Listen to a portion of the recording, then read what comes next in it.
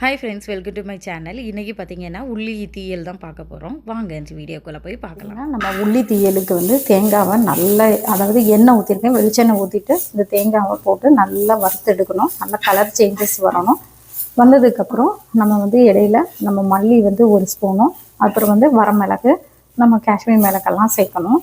இது நல்லா இந்த கலர் சேஞ்சஸ் வரணும். ஒயிட் கலரில் இருக்கக்கூடாது, நல்ல வறுக்கணும். வறுவெடுப்புகள் தான் உள்ளி தீயலுக்கு வந்து அந்த தீயல்னாலே வறுத்து நல்ல ஒரு கலர் சேஞ்சஸ் வந்தால் தான் அதோட ஸ்மெல்லு, அரோமாஸ் எல்லாமே வரும்.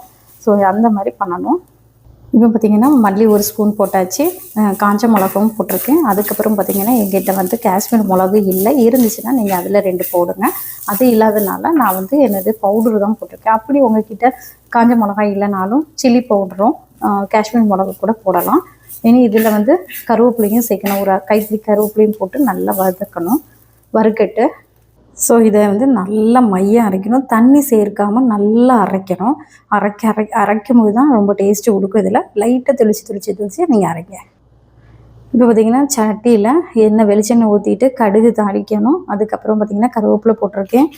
ஸோ இது பொட்டிச்சு வரும்போது பொட்டுனதுக்கப்புறம் காஞ்ச மிளகாவும் போடணும், பச்சை மிளகாவும் போடணும். அப்போ தான் டேஸ்ட்டு கிடைக்கும்.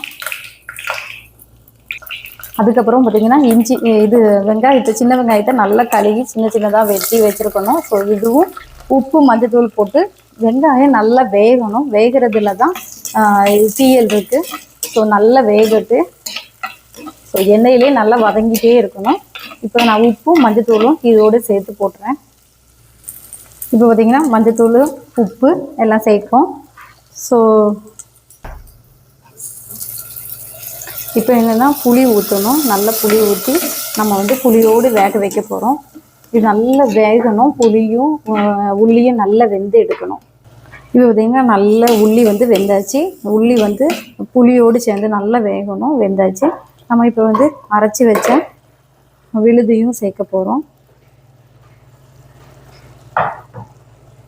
இப்போ பார்த்திங்கன்னா நல்லா கொதித்து வந்ததுக்கப்புறம் லாஸ்ட்டாக எண்ணெய் பிரிஞ்சு வரணும். இப்போ பார்த்திங்கன்னா ஆல்மோஸ்ட் நம்மளோட உள்ளி தீயல் வந்து ரெடி ஆகிட்டு இந்த மாதிரி சர்வ் பண்ணி சாப்பிடும்போது சூப்பராக இருக்கும்.